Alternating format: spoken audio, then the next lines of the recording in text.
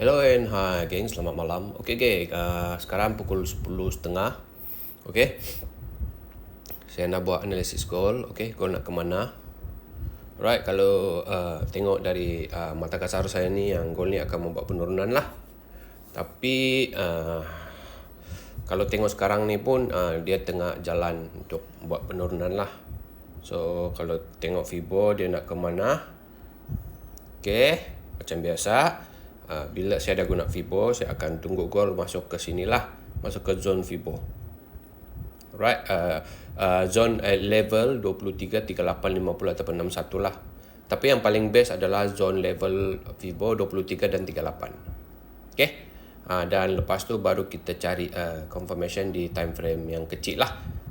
Apa-apa confirmation tu, kalau apa-apa jenis capetan lah yang anda jumpa di time frame kecil tu, kalau ada confirmation sell, terus masuk sell. Okay, dan target saya untuk goal ni dia nak ke, saya punya target sebenar saya adalah di 161 lah. Okay, kalau kita target di 161, okay, di 5165678, dia lebih kurang dalam 200 to 300 pip lah macam tu. Okay, so jadi kita sama-sama kita tengok lah. Jadi tengok hari ini ataupun besok, tengok macam mana, adakah goal ini dia turun ataupun dia naik.